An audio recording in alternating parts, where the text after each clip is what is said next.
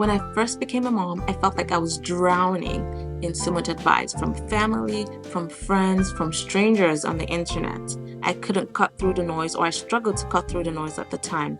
But as a mom and an epidemiologist, I was able to lean into the facts, lean into science, and understand, separate the facts from fluff, or separate facts from myths or things that are just untrue. And I've seen as an epidemiologist how confusion can slip in and really make mom's breastfeeding journey just impossible. Today, I'll be sharing 5 studies that every new mom should know for a healthy and successful breastfeeding journey. Hi, my name is Chigaze. I'm a mom to 2. I'm an epidemiologist and a public health researcher. I'm not your doctor, but I'm here to walk with you through this season with evidence-based tips and encouragement. By the end of this video, you will see breastfeeding myths from a whole different perspective, and my hope is that at the end of this video, you'll be more confident approaching your breastfeeding journey. Let's dive in. First, colostrum is liquid gold. I remember wondering and worrying that those first couple days, those tiny drops that I was seeing was just not sufficient for my baby. But the funny thing is, those drops in those early days are exactly what baby needs. They're called liquid gold for a reason because they're packed with antibodies and anti-inflammatory properties that is just perfect for that growing baby, that tiny baby that you have. More so, baby's tummy is as tiny as a marble. So those few drops that you think is insufficient is just the right amount for baby, and helping baby transition from the womb to earth or the real world. So the colostrum is just perfect for baby at that time. And I want you to worry less and stress less, because your colostrum in those few days, those few drops that you think is not sufficient, is doing the perfect job that God designed it for it. Second thing is pumping in the NICU those early days truly matters. If you're like me and had a baby or have a baby who has special needs in terms of maybe there's some challenges that surrounded when the baby was born, with my son, where I had to pump and was not able to bring my son to the breast in the beginning.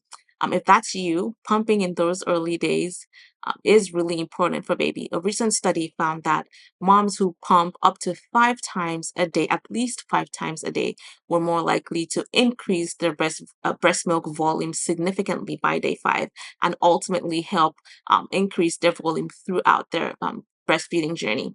So I do see or hear that some moms quit in those early days because they feel like they just don't have enough milk. But the solution to this, or potential solution to this, is to actively, if you're not able to bring your baby to the breast in that time, actively try to pump at least 5 times a day. At least you could do more if you want to, or if you're able to pump, and then you could significantly increase your breast milk volume on the long run. The third is stress does affect breast milk. It does affect breast milk composition.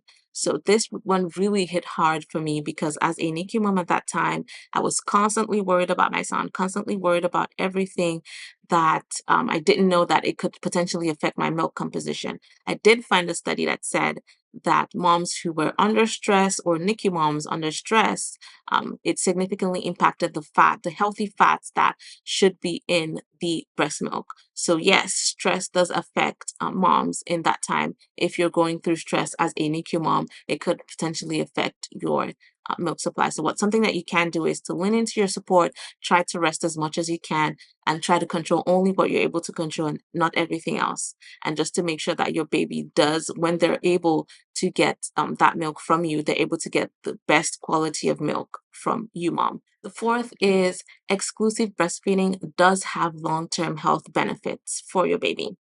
So studies have shown, or a recent study that I came across actually has shown, that your baby has lower odds or reduced risk of asthma, of eczema, and some other respiratory infections or diseases if they're breastfed for a duration of time. So the recommendation is to exclusively breastfeed your baby for 6 months and continue giving baby breast milk up to 1 and 2 years, depending on how you're able to do so.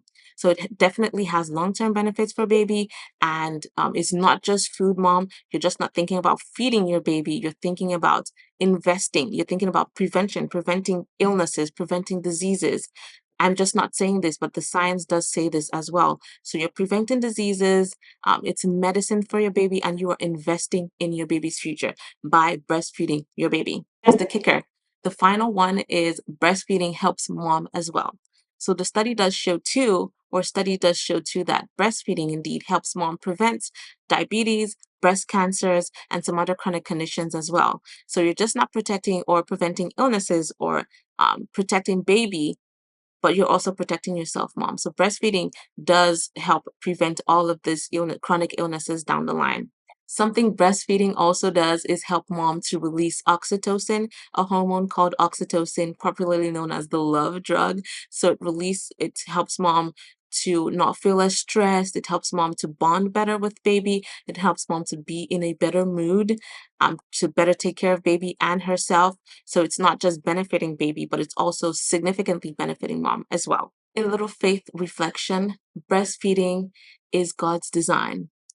So think of Psalm 110, verse 2, and it says, "Great are the works of the Lord, sought out according to all his wills." To me, that means that studies that we've discussed or talked about today, the design of colostrum and the way our bodies respond to stress, the protection for both mom and baby, these are truly God's design. And it's just marveling. So, mom, here's a takeaway. In the beginning, you may feel confused, but I hope after this video, you're more confident approaching breastfeeding and knowing that you're doing the best you can for not just baby, but for yourself as well. So if you like a deeper dive, if you enjoyed the studies that I've highlighted in this video and you want a deeper dive into these studies, as well as more personal stories, click on the link in the description box to join my newsletter or sign up to my newsletter to receive more stories and more evidence-based tips.